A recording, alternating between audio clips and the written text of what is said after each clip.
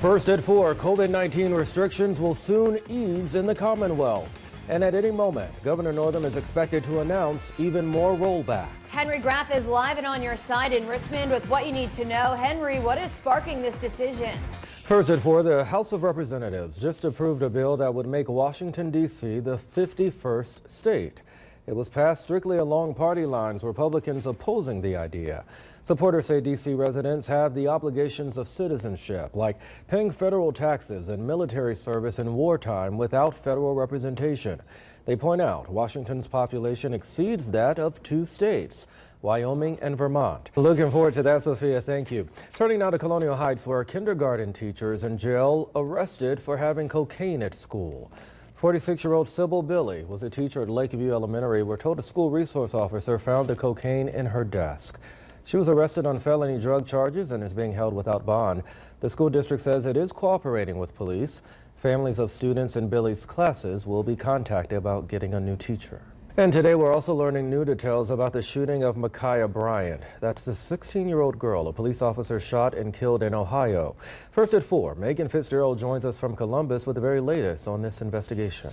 Let's head to Henrico now, where the school board elects a new chair to replace the board member who recently resigned. Roscoe Cooper will replace Michelle Ogburn.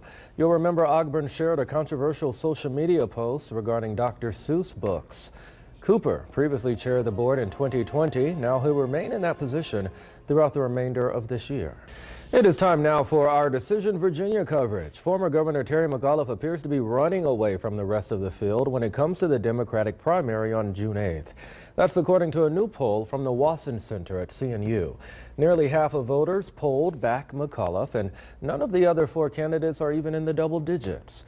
It's worth noting, more than a quarter of Democratic voters are still undecided. You're going to want to stay tuned for that. Yeah, that's a bad one. We have a warning now for anyone with a family member in a nursing home. The pandemic may be causing your loved one to face some cognitive changes. Plus, as many in-person events begin again, weddings making a comeback.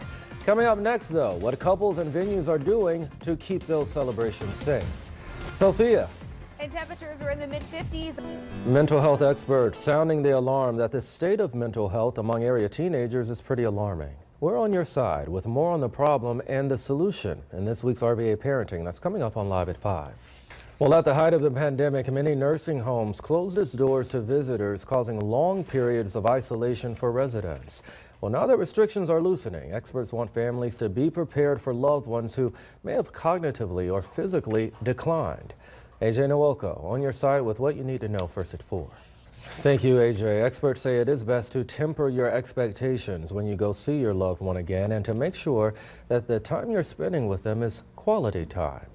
Some pretty sound advice there. That's amazing. All right, you might start to see some wedding invitations in the mail pretty soon. The events industry is starting to make a comeback.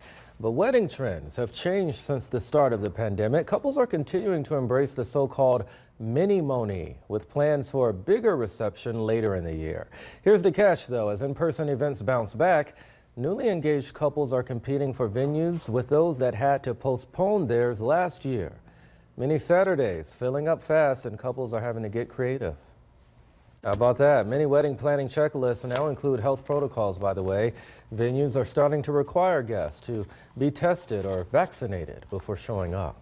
All right, ladies and gentlemen, the price of the pandemic coming to a store near you. Coming up next, if you have been shopping lately, odds are you already know the prices for many items are now on the rise. Yeah, the spike is the largest the country has seen in nearly a decade. And now, everyday essentials are about to get even more expensive. Kristen Dahlgren is on your side with what's behind the price hikes and how you can still manage to save.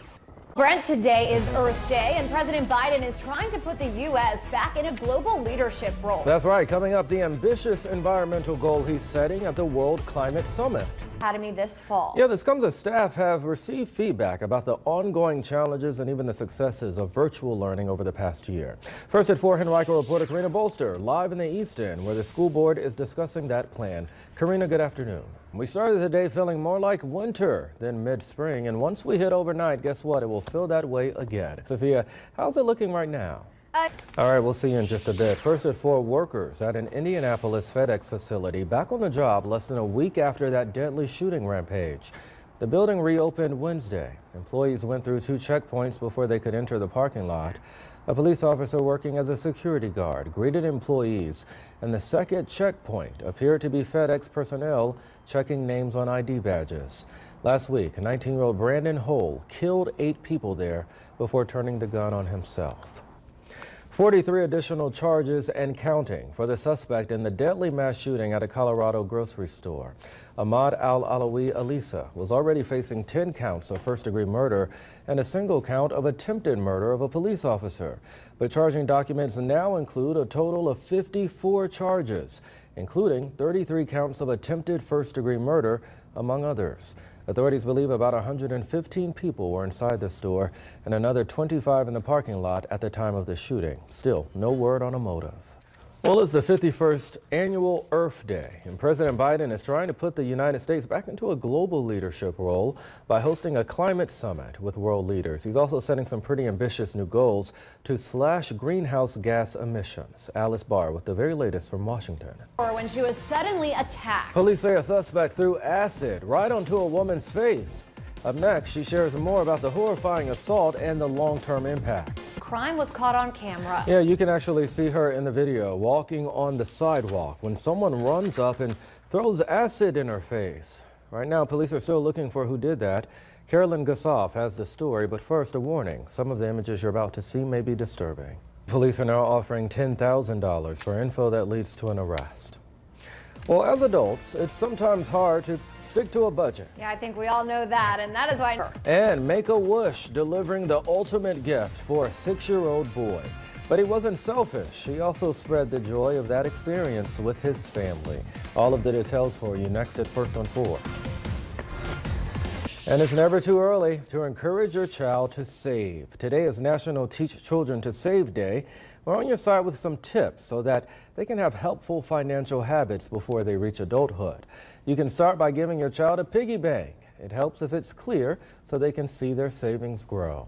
Next, consider opening a savings account for them so they can monitor their account and watch it go up. Finally, demonstrate need versus want every day, even when you go shopping. Well, a Wisconsin man had his baby delivered by the same doctor who delivered him 25 years ago. Monday morning, Dr. Chris Longbella delivered Zach Odmondson his brand new son, Porter. The doctor also delivered Zach in March of 1996. Dad also got pretty hands-on in this delivery. Now get this, this is the second time parents are grateful for Dr. Longbella. He also delivered their 3-year-old daughter. Enzo mastering the bar look. All right. Also, VCU planning to get more input on concerns about Greek life. That's all coming up when you join us for Live at 5.